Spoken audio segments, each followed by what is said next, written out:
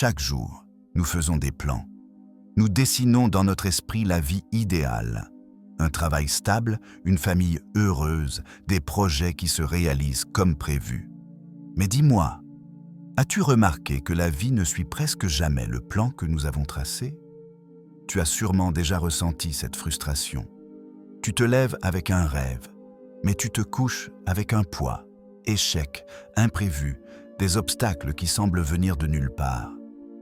Et dans ces moments, une question douloureuse surgit. Dieu m'a-t-il abandonné? Reste avec moi, parce que ce que tu prends pour une défaite peut être en réalité la clé de ton salut.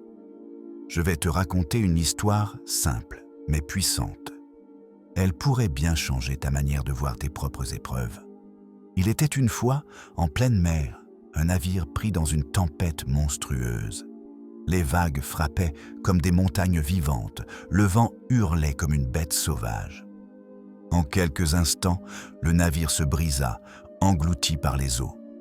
Tous les passagers périrent, sauf un homme.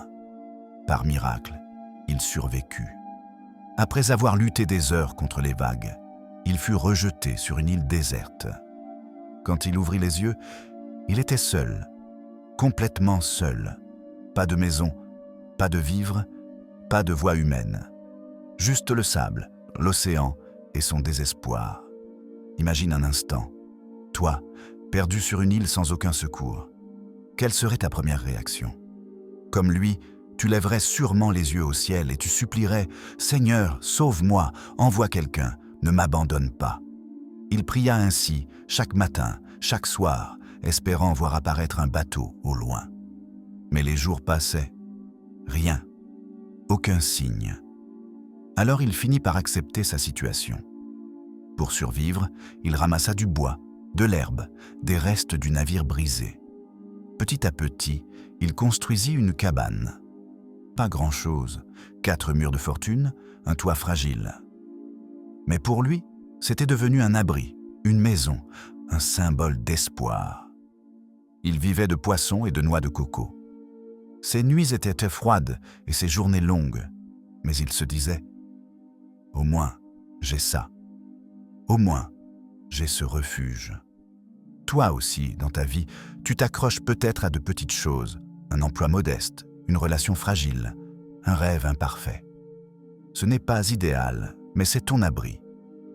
Et parfois, tu te dis « Dieu, je n'ai pas grand-chose, mais au moins, laisse-moi ça. » Un jour, après avoir allumé un feu pour cuisiner, il partit chercher de la nourriture, mais à son retour, l'impensable. Sa cabane était en flammes. Tout ce qu'il avait construit avec ses mains brûlait devant ses yeux. Il s'effondra, brisé. Il cria vers le ciel « Dieu, j'ai supplié ton aide, tu ne m'as jamais répondu, et maintenant, tu m'as même pris le peu que j'avais. Pourquoi es-tu si cruel ?» Et cette nuit-là, il s'endormit au bord de la plage, rongé par l'amertume, persuadé qu'il n'y avait plus aucun espoir. Pause un instant. Reconnais-tu ce sentiment? Quand après avoir tout donné, tout perdu, tu cries à Dieu, mais le ciel reste silencieux. Tu crois que ta vie est finie, que ton histoire n'a plus de sens. Mais écoute bien, c'est souvent à ce moment précis que Dieu agit.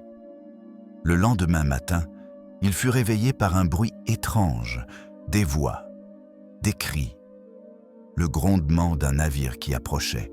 Il n'en croyait pas ses yeux. Un bateau venait d'ancrer au large de l'île. Il courut, agita les bras et fut secouru. Tremblant d'émotion, il demanda au capitaine « Mais comment saviez-vous que j'étais là ?»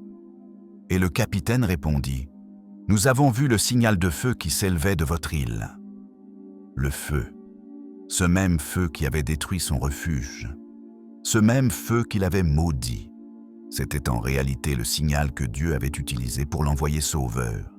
À cet instant, l'homme comprit. Ce qu'il croyait être sa pire perte était en fait son plus grand miracle. Ses yeux s'emplirent de larmes. Il tomba à genoux et dit seulement « Merci Seigneur, ton plan était plus grand que le mien. Et toi ? Combien de fois as-tu cru que Dieu t'avait abandonné alors qu'il préparait en silence ton sauvetage?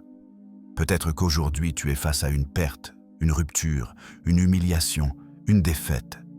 Tu ne comprends pas. Tu penses que tout est fini. Mais Dieu murmure, ce n'est pas la fin. C'est le commencement de mon plan pour toi. Alors je m'adresse à toi directement. Si tu as perdu quelque chose que tu croyais essentiel, respire. C'est peut-être que Dieu prépare mieux. Si tu es rejeté ou incompris, rappelle-toi, même Jésus a été rejeté avant d'être glorifié. Si ton refuge brûle, si ton abri s'écroule, n'oublie pas. Peut-être que c'est le feu même qui appellera ton navire de délivrance. La prochaine fois que tu te sentiras brisé, rappelle-toi cette image. Le feu qui détruit aujourd'hui peut être la lumière qui attire ton salut demain.